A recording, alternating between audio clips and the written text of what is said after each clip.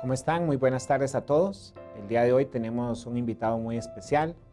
Es la literatura sobre el Shoah o genocidio. Pero quiero presentarles esta maleta. Esta maleta que está aquí va a ser protagonista de nuestra historia.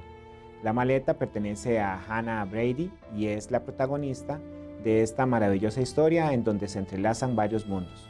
Pero antes de seguir con la clase, quiero que contextualicemos con el siguiente video que se refiere a la Segunda Guerra Mundial.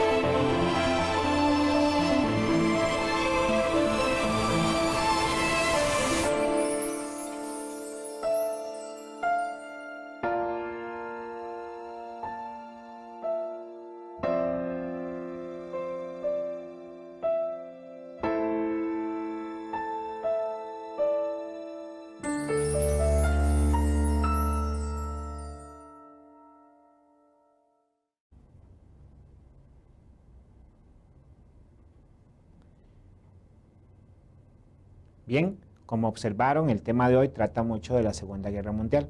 Mi productor me acaba de decir, por favor, preséntese, y sí, lo vamos a hacer. Mi nombre es Alan Morales y estamos en Aprendo en Casa. ¿Se acuerdan? Una iniciativa del Ministerio de Educación Pública y del Grupo Repeten. Este tema del Holocausto, que a partir de ahora lo llamaremos Shoah. ¿Por qué Shoah? Porque la palabra Shoah significa catástrofe. Un holocausto es algo que se hace voluntario, pero esto no tiene nada de voluntario.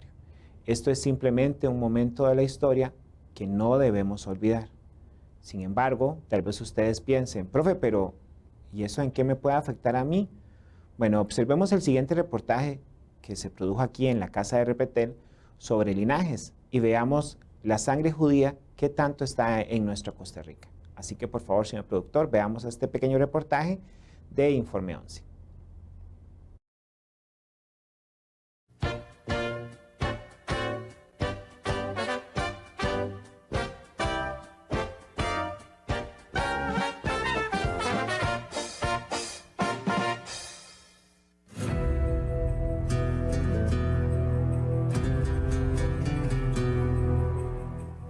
La historia del pueblo judío ha estado marcada por la persecución y el exilio.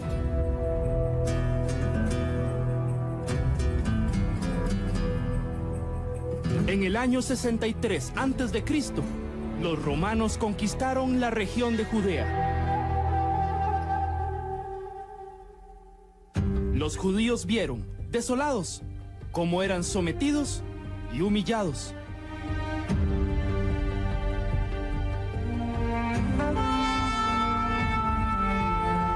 Entonces se levantaron en armas una y otra vez, hasta que en el año 70 después de Cristo, los romanos pusieron punto y final a sus rebeliones. En el año 70 después de Cristo, los judíos sufrieron la primera gran matanza de parte de los romanos. Fue el inicio del éxodo del pueblo judío a diferentes regiones. Jerusalén fue completamente destruida. Del templo el lugar más sagrado, no quedó nada. Los judíos que sobrevivieron tuvieron que huir. Algunos se asentaron en lo que hoy es el centro y norte de Europa, y de ahí vienen los actuales judíos askenazi. Un segundo grupo importante de judíos se fue por el norte de África y se asentó en la península ibérica. Ellos se llamaron a sí mismos sefarditas. Fue así como llegó en diferentes periodos gran cantidad de judíos a España. Durante siglos, judíos y cristianos vivieron en relativa armonía en España. Académicos costarricenses, varios eruditos han sugerido que el pueblo costarricense es descendiente fundamentalmente de judíos. ¿Por qué? Costa Rica estaba en la montaña, muy alejada de las grandes urbes importantes españolas, así que era un buen lugar para venir a esconderse, a huir de las autoridades religiosas y civiles. Tanto así que algunos hablan de que ciertos rituales que se practicaban, por ejemplo en Escazú, tenían ese origen y que muchos de los españoles que llegaron a Costa Rica venían huyendo realmente de la persecución de la Santa Inquisición. Sin embargo, no hay ningún documento que pruebe todo esto. Esto más bien responde a un mito. Lo que sí es cierto es que los costarricenses tenemos una porción de ascendencia judía por algunas de las ramas muy atrás en el árbol genealógico de personas que venían de España y que ya traían esta sangre judía. Una de estas personas era Isabel Arias Dávila, esposa de Juan Vázquez de Coronado, conquistador de Costa Rica. Isabel Arias Dávila había nacido en Guatemala, hija de Gaspar Arias Dávila y Juana de Poblete. Gaspar Arias Dávila venía de una familia muy antigua de judíos que se habían convertido al cristianismo más o menos en 1400. De Isabel Arias Dávila descienden numerosas familias costarricenses, como los Porras, Alvarado, Vargas, Morales, Ureña, Fallas, Umaña y Gamboa. Sí, los costarricenses tenemos herencia judía. No tan grande como algunos dicen, pero la tenemos. El porcentaje es mínimo. Existe, pero es mínimo.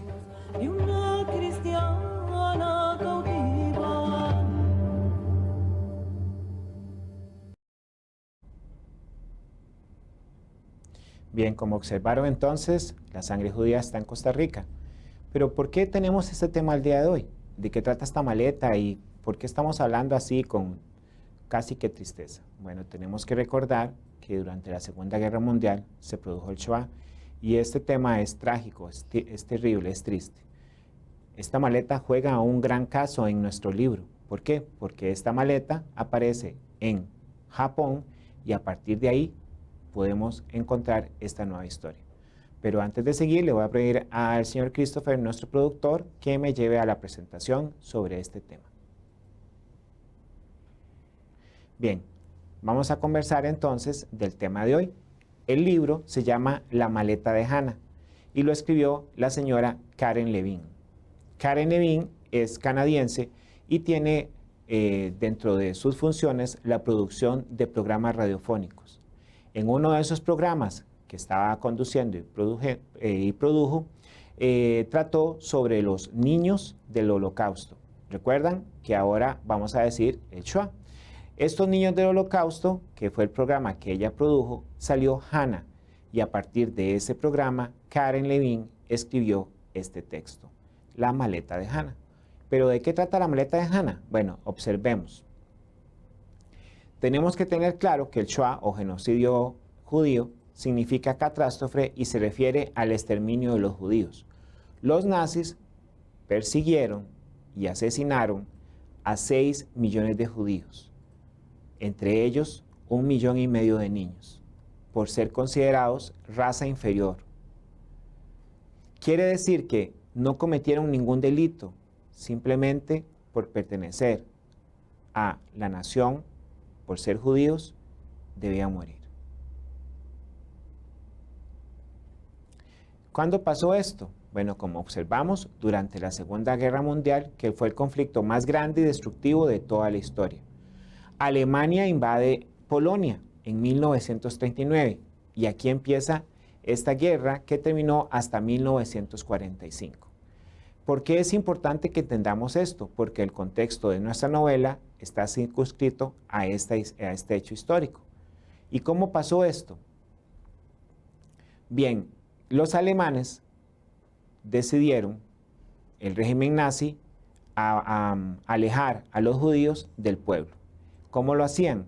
Por medio de los campos de concentración. ¿Qué significa campo de concentración? Bueno, imagínese que usted está en su casa, viendo Aprendo en Casa, tocan la puerta y le dicen, ya usted no puede estar aquí, debe irse para el campo de concentración asignado. ¿Y qué me llevo? Lo que quepa en una maleta.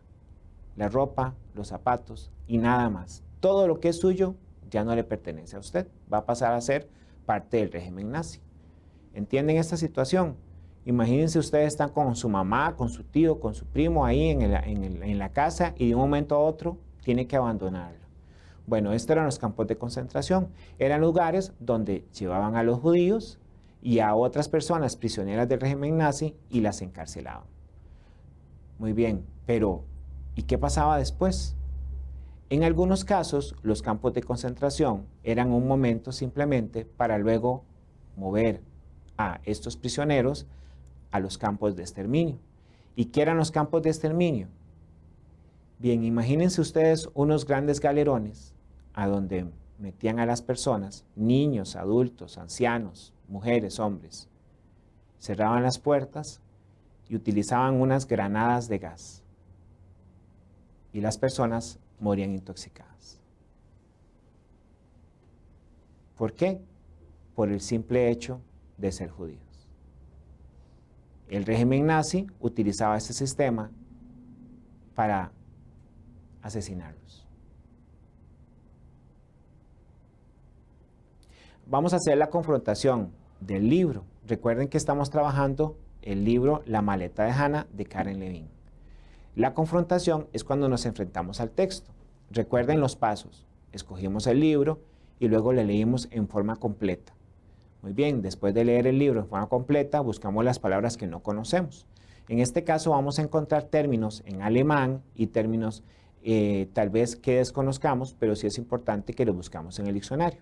Luego de leer el libro en forma completa, empezamos con la confrontación. Entonces vamos a observar el primer paso. Recuerden que empezamos con los paratextos. ¿Qué son los paratextos? Son elementos que acompañan al libro. En este caso, la portada. También vamos a tener dentro de los paratextos el glosario, el epígrafe y el agradecimiento o la dedicatoria. Muy bien, bueno, observemos entonces la portada de nuestro libro. Esta es la maleta de Hannah. La maleta de Hannah tiene como portada una foto de una niña rubia de ojos claros que observa el vacío. Ella es Hannah Brady. Ella es la protagonista de nuestra historia. ¿La observan? Y también vamos a ver el título. ¿Cuál es el título? La maleta de Hannah. ¿Y por qué es tan importante la maleta? Bueno, les voy a explicar. Esta maleta de Hannah aparece en el año 2000 en Tokio, Japón. Tokio, Japón, al igual que muchos países, incluyendo Costa Rica, tienen centros educativos sobre el Shoah. En Costa Rica está el Centro Sionista Israelí, donde ustedes pueden aprender y conocer más sobre la comunidad judía. Muy bien, entonces volvamos a nuestra novela. En la maleta de Hannah, en Japón, aparece esta maleta. ¿Por qué en Japón? Porque la curadora del Centro Educativo del Holocausto en Tokio, Japón, que se llama Fumiko Ishioka, decide solicitar a los campos de Auschwitz material, objetos de los sobrevivientes, pero también de las personas que murieron dentro de los campos de concentración. Dentro de los elementos que llegaron una media de un niño, el zapato de un niño, una lata de gas utilizada durante el exterminio y la maleta de Hannah. Productor, por favor, vamos a observar la maleta. Fíjense, muy bien, ¿esta es la maleta de Hannah? No, es una réplica que tenemos aquí. En la maleta de Hannah vienen varias inscripciones. Número 1, el nombre de la dueña de la maleta, Hannah Brady. ¿Lo ven? El número 625 pertenece a su número de prisionera. Luego, 1931 es el año de nacimiento de Hannah. Es decir, que para 1939, que empieza la guerra, ella tenía 8 años. Y luego una palabra en alemán, con permiso, Waisenklein, que significa huérfana. Muy bien, esta maleta es la que aparece en el campo de concentración de Auschwitz. Y esta maleta es la que luego le envían a Fumiko Yoshioka a el Centro Educativo del Holocausto en Tokio, Japón. Muy bien, hay que decir algo que tal vez pueda sacarnos de nuestro espacio. Esta maleta significa historia. ¿Por qué? Porque esta maleta que estamos viendo ahora en pantalla es la maleta en donde Hannah guardaba sus más recónditos amores. ¿Qué amores? Los libros, su ropa y una muñeca. Muy bien. Pero ¿cómo nos vamos a dar cuenta de esto? Chris, por favor. Volvamos a Japón. Muy bien, entonces en Japón está el Centro Educativo del Holocausto.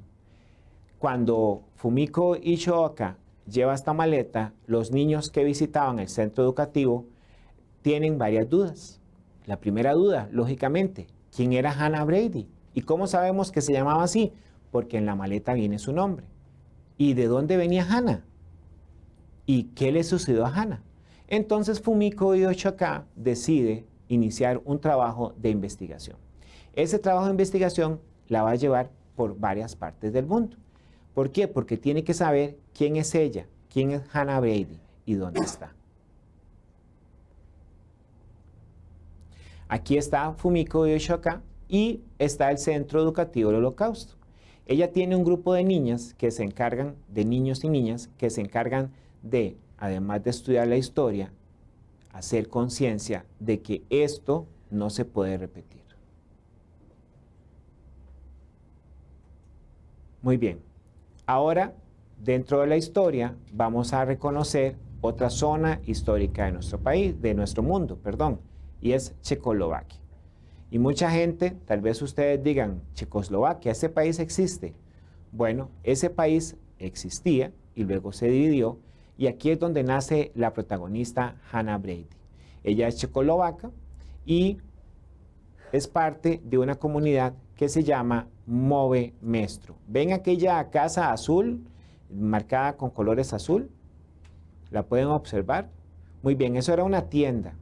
En la parte de abajo estaba la tienda y en la segunda planta vivía Hannah Brady, con su papá, su hermano y su mamá. ¿Qué pasa con Hannah?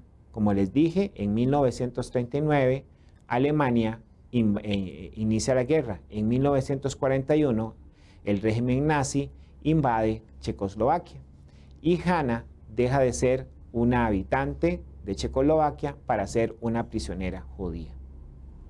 Ella tiene que, junto con su hermano, dejar todo e irse al campo de concentración. Muy bien. Esto es un campo de concentración. Aquí es donde estaba Hannah.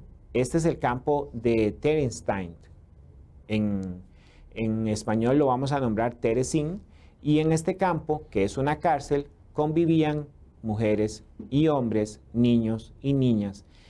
Y no podían salir. Era una prisión. Su nombre culto, campo de concentración, pero en realidad era una prisión. Aquí tenemos a Hannah Brady. Hay muchas fotos de ella porque era una niña artísticamente elevada, bailaba, escribía y su sueño era tener una vida normal. Como la podemos observar aquí en una presentación artística y también dentro del campo allá en Checoslovaquia donde ella disfrutaba de coleccionar flores.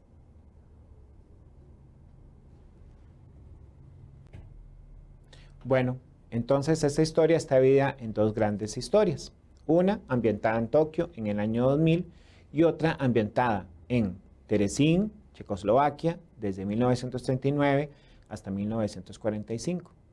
Y luego estas dos historias se unen, pero eso va a quedar para la próxima semana. Por ahora vamos a hacer el proceso de la autoevaluación. ¿Qué es la autoevaluación esta semana? Esta semana es pensar en cómo los hechos que han ocurrido en la historia pueden mejorar nuestra vida. No solo que no se repitan, No es solamente eso, sino que no nos hagamos con la vista hacia otro lado cuando veamos una injusticia o el dolor de una persona. Tenemos que volver a nuestras raíces humanas. Todos somos seres humanos, pero creo que se nos ha olvidado el sentimiento de sentir dolor y compasión por las otras personas, y sobre todo que las personas que están sufriendo tienen que tener nuestro acompañamiento. Muy bien. Ahora vamos a ir al momento ortográfico, pero antes le quería decir a mi productor que no aguanto más sus vituperios. Claro, usted va a decir, el profesor está insultando a su productor, pero ¿qué les parece si observamos este momento ortográfico y cuando volvemos explicamos esta palabra? O tal vez ya ustedes se la sepan. Así que, señor productor, no más vituperios y vamos al momento ortográfico.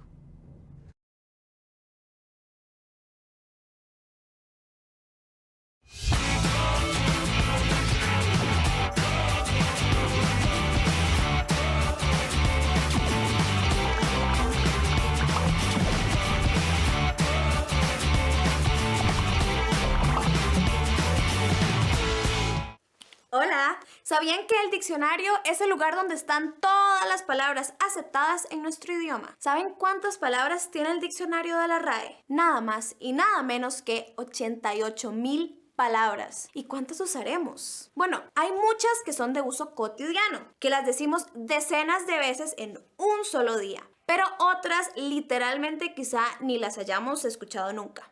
Hoy les traigo 3 palabras que seguro no saben qué significan. Bueno, tal vez. Vamos a ver, la primera es virgulilla. ¿Se han dado cuenta que la letra ñ tiene un trazo arriba de ella? Es como una N con una pequeña rayita. Esa rayita de la ñ se llama virgulilla. Número 2. La segunda es ósculo. Beso de respeto o afecto.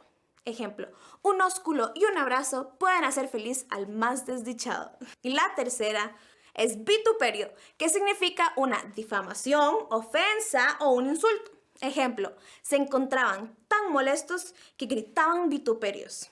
Vamos de nuevo. La primera es virgulilla. ¿Se han dado cuenta que la letra ñ tiene un trazo arriba de ella? Es como una N con una pequeña rayita. Esa rayita de la ñ se llama virgulilla. Número 2. La segunda es ósculo. Beso de respeto o afecto. Y la tercera es vituperio, que significa una difamación, ofensa o un insulto. Recordemos que el español es un ente vivo y en constante cambio. Nos vemos y sigamos estudiando.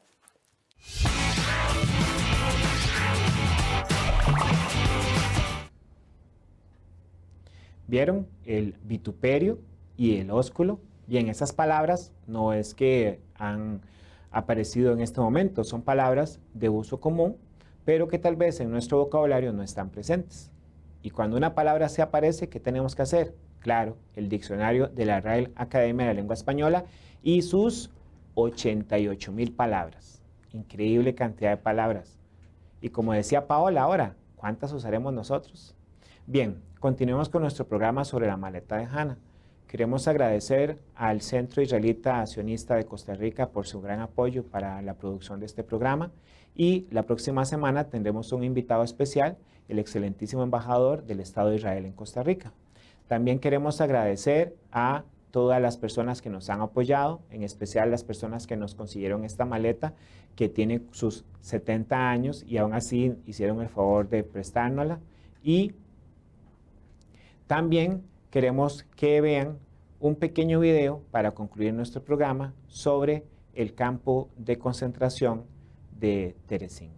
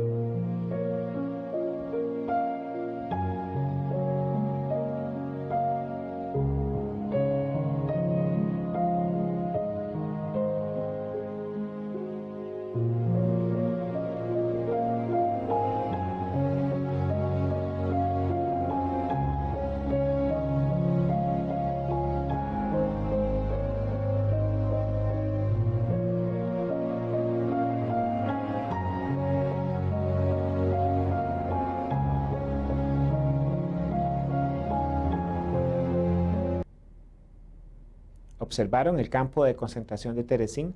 Todo lo que estaba ahí es el cementerio de los judíos que murieron en ese campo de concentración.